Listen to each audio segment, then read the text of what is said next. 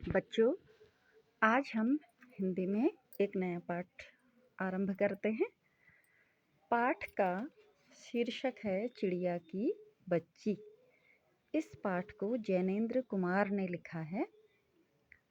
वे एक बहुत बड़े लेखक हैं और उनकी विशेषता है लेखन की, वो छोटे छोटे वाक्य बना करके अपनी बात को कुशलता से कहते हैं।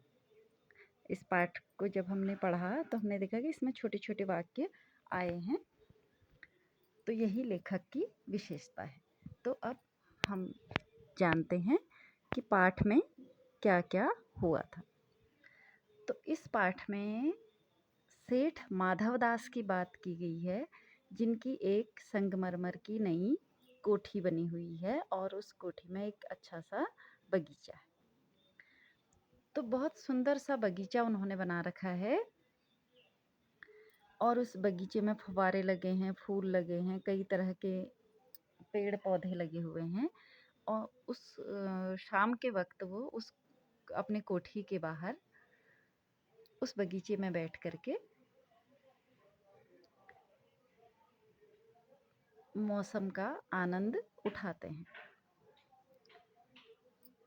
तो जिस दिन की घटना लेखक ने बताई है, तो लेखक कह रहा है कि सेठ माधवदास अपने बगीचे में बैठे हैं और उन्हें लगता है कि उनके पास इतनी धन दौलत है, बंगला है, सारी सुख संपदा है, पर उसके बाद भी उनका मन कुछ खाली खाली सा रहता है।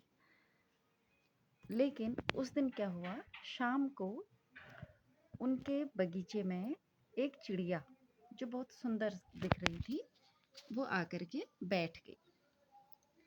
उस चिड़िया को देखकर उन्हें बहुत अच्छा लगा और आज़ादी से जिस तरह वो बगीचे में फुदक रही थी, तो सेठ को बड़ा अच्छा लगा और सेठ ने चिड़िया से कहा कि तुम आओ और मेरे इस बगीचे में रहो। तो चिड़िया सेठ की बात सुन के डर जाती है। तो डरी हुई चिड़िया जो है वो सेठ से कहती है कि मैं क्षमा चाहती हूँ, मुझे नहीं पता था कि ये आपका बगीचा है, मैं तो उड़ते उड़ते यहाँ तक आ गई और अभी थोड़ी देर में यहाँ पर रुकती हूँ, फिर मैं यहाँ से चली जाऊँगी। तो सेठ माधवदास उसको कई तरह से बातों में उलझाते हैं, उससे कहते हैं कि नहीं, तुम बहुत अच्छी चिड़िया हो, तुम मेरे बगीचे में हमेशा के लिए रह सकती हो और मैं तुम्हें यहाँ से जाने की इजाज़त नहीं दूंगा। मैं अपने बगीचे में तुम्हारे लिए एक सोने का पिंजरा बना दूंगा और तुम्हें बहुत सारी सुख सुविधाएं दे दूंगा। तो चिड़िया कहती है कि सोना वो क्या होता है? चिड़िया जो है वो एक पक्षी है ना, उसे तो दुनिया की जो ऐसी लोभ वाली जो चीज़ें हैं उनसे कोई मतलब नहीं है, उसे तो अपने सिर्फ दाना चुगने से मतलब है। तो वो सेठ माधवदास की धन दौलत, सोना चांदी सब चीज़ों को ठुकरा देती है और सेठ से कहती है कि मुझे तो तुम्हारी इन सब चीज़ों की कोई ज़रूरत ही नहीं है, मुझे पता भी नहीं है ये सब क्या होती हैं और मुझे तो अपनी माँ के पास जाना है। तो सेठ जो है उससे कई तरीके से रिझाता है, लेकिन चिड़िया जो है वो कहती है कि नहीं, मुझे उड़ के जाने दो, मुझे अपनी माँ के पास जाना है। मेरी माँ जो है मेरे लिए दाना लाती है, मुझे खिला देती है, मुझे इससे ज़्यादा और कुछ नहीं चाहिए। आज तो मैं खुद ही उड़ते हुए आ गई थी। तो सेठ जो है वो उससे कहता है कि तुझे अकल नहीं है, तुझे तो माला माल होना चाहिए, तेरे पास खूब धन दौलत होगी, मकान होगा, सुंदर सा बगीचा होगा, तो तू इसमें खुशी खुशी रहेगी।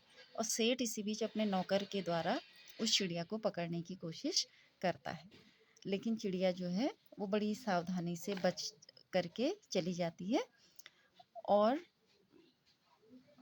वह अपने माँ के पास चली जाती है। तो माँ के पास जब वो जाती है तो उसे बड़ा डर सा लगता है कि वो किस तरह बच करके आई है, क्योंकि उसको सेठ का नौकर जो है वो पकड़ने ही वाला था। उससे पहले वह वहाँ से उड़ करके चली गई और जब उसकी माँ उससे पूछती है क्या हुआ, तो वह अपने माँ की छाती से चिपक जाती है और कुछ माँ और माँ ओ माँ कहते हुए उससे चिपक जाती है, जैसे अब अपने डर पे काबू पाने की कोशिश कर रही हो।